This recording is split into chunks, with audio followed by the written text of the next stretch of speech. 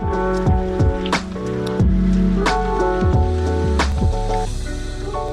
my name is Matthew Pfeiffer. Welcome to my YouTube channel. On this channel, I create videos and content about toxic, narcissistically abusive relationships. And if you have a question that you'd like for me to answer, make sure you send it to justaskmatt@mattpfeiffercoaching.com. Again, that is justaskmatt@mattpfeiffercoaching.com. Just make sure you keep that email 2 to 3 paragraphs max, and you're also very direct and to the point of what your question actually is. If it's too long, if it's too lengthy, unfortunately, I will not be able to get to it. Also, make sure you hit the subscribe notification and the bell notification so you're notified each and every time I upload a new video. I upload new videos on this channel 5 days a week, Monday through Friday. With all that being said, let's get into today's email. So this email comes from a person who is struggling to try to figure out if this person, the person that they're with, is a narcissist. And this is very common. I get this question a lot. We're going to talk about reasons why we may or may not want to consider or even care if they have the label of narcissism or any other label for that matter. So let's get into this email and we'll break this down for this person and also maybe for you who might be struggling with the same exact question. So this email reads, "Hi Matt, I have been in a relationship since October 2019 and I have always known something wasn't quite right. And that's something that we need to pay attention to." Let's put a bookmark right there because we might circle back to that here in a bit. "But I haven't been able to put my finger on exactly what's wrong. I looked up so much information online. I've gone from thinking that he was depressed to thinking that he was borderline personality disorder to covert narcissism. It's so difficult to put all of this in an email and try to explain. But in a nutshell, he's selfish, always the victim, plays the part of a sweet, shy, scared man that needs love, but he's mean, he's negative. Has so many bad things to say about other people. Says that he feels empty. It seems like he's never satisfied. Jealous of my kids. That's big right there, right? Jealous of my kids. Makes fun of my kids. Seems to hate them except for every once in a while when he plays the part of super stepdad for a minute. When I try to talk to him about things, he just stares at me and won't reply. That's big right there too. He always has an excuse. A lot of times that's called feigned ignorance, right? When people have ready-made excuses for their behavior, that's called feigned ignorance.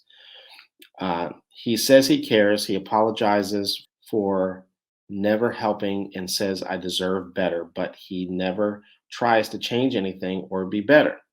So before I even continue with this email, I want you to listen to all this. A lot of things that people are saying, that he's mean, he's jealous of the kids. We knew something was wrong right from the beginning. And you're going to hear me circle, and we're going to put a bookmark right here. Does it even matter that this person is a narcissist with all of this behavior, with everything that we've said about him, with the jealousy of the kids, mistreating the kids? Is it going to make it better if he's not a narcissist, right? When he's already still not taking ownership for his behavior, and it's not likely to change. He just continues to stare and doesn't matter if he's a narcissist, or are we okay with him not being a narcissist and continuing the behavior?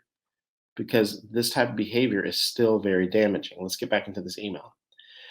He apologizes for never helping and says I deserve better, but he never tries to change or be better. I could go on and on. I'm constantly trying to be good enough to earn his love. That's another big thing. One of the things that I talk about quite often, right, is a lot of times people want to point their finger at the narcissist or the toxic person. But we have to understand that there's two parts to this: the manipulator and the manipulatee, right? So we have to understand that your lack of self-love is keeping your lack of self-love, your lack of self-worth, your lack of self-esteem is what's keeping you in this relationship, trying to fix, trying to maintain, because that's where you are finding your self-worth. We have to understand that toxic relationships, even though the misbehavior, the bad behavior is not your fault, right? We do have to understand that we are allowing for a lot of manipulation to happen because we are searching for meaning and identity ourselves, right? So it's not one person that needs to change. There are two. And when we're trying to force the other person to change, get to therapy, trying to put a label on it, so to speak, we have to understand that quite often when we're trying to focus on that other person, there are changes within ourselves that we are also avoiding. I'm going to get into that here in a second. I could go on and on. I'm constantly trying to be a good enough to earn his love. You shouldn't feel like that in a relationship where you don't feel good enough, right? And you're overexerting yourself to try to earn someone's love that won't give it to you.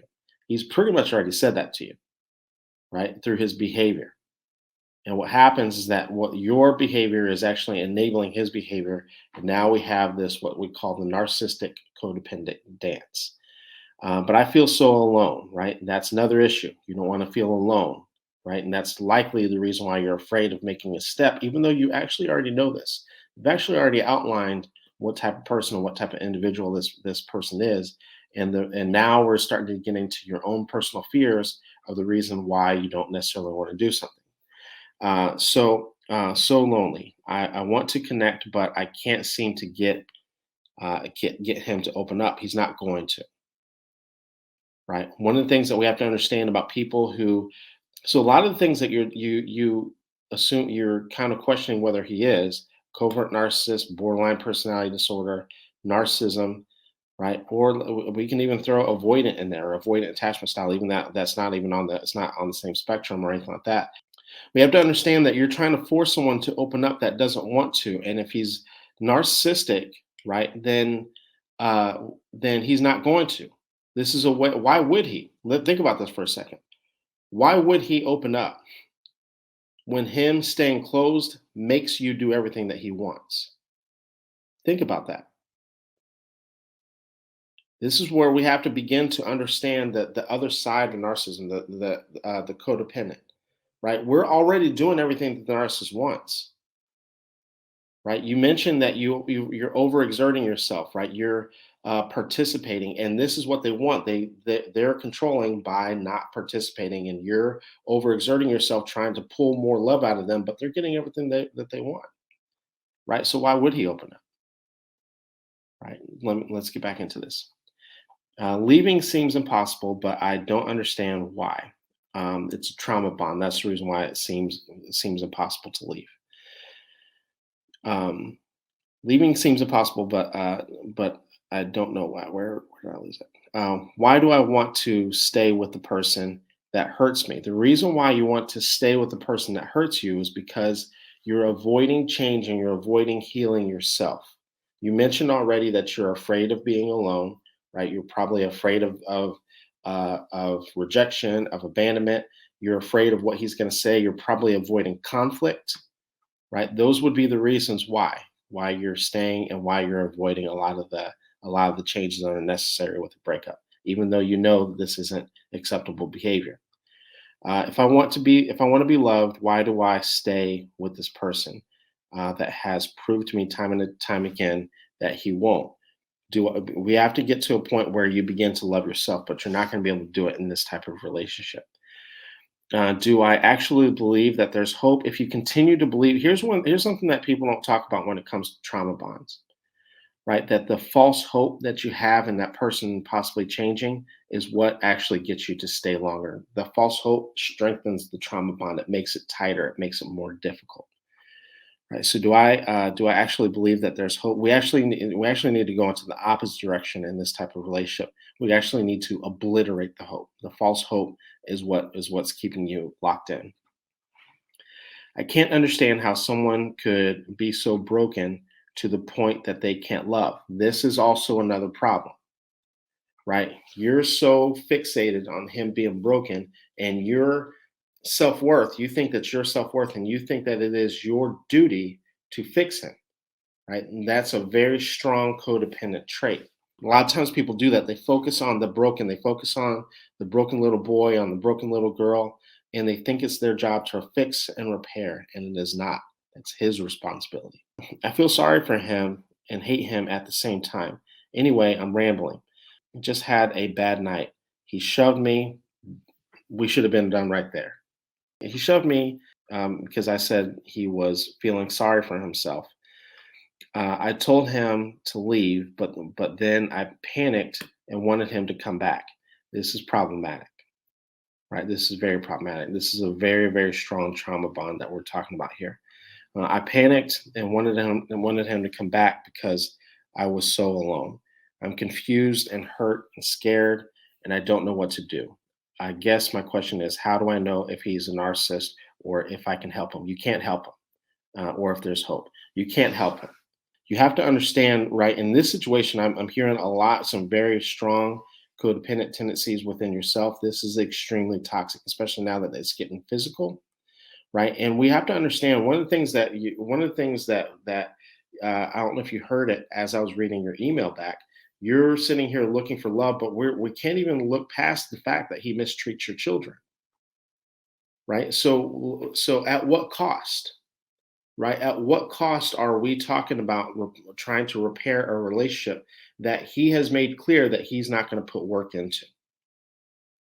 Right? He has no desire to change, and and you know, when you described him, and you described him in not only that, but we also have to begin to validate your own personal feelings.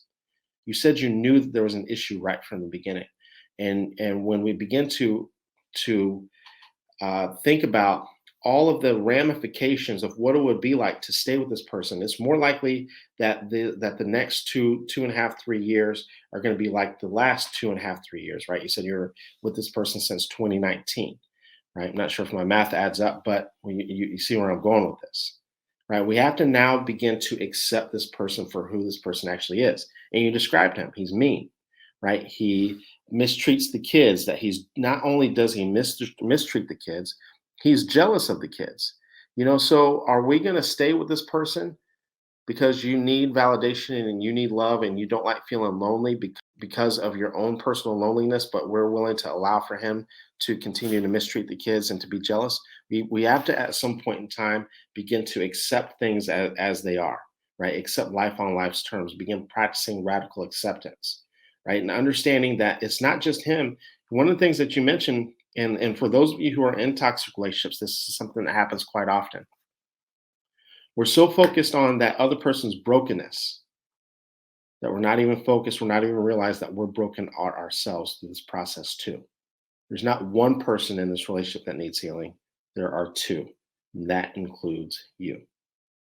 So thank you very much for writing in. Anyone else who would like to write in, make sure you send it to justaskmatt@mattpfeiffercoaching.com. Again, that is justaskmatt@mattpfeiffercoaching.com. So make sure you keep the email 2 to 3 paragraphs max, and also be very direct and to the point of what your question actually is. Also, make sure you check out my podcast every Wednesday evening, 9 p.m. Central. You can join us live and have conversations with myself and whatever guest I have that week. And you can join the conversation. You can connect with us and you can ask us questions. It is called the Matt Pfeiffer Experience. And if you miss it, you can always watch the playback and you can always listen to the audio version on all major podcast platforms. Thank you guys very much. And I will see you guys in the next video.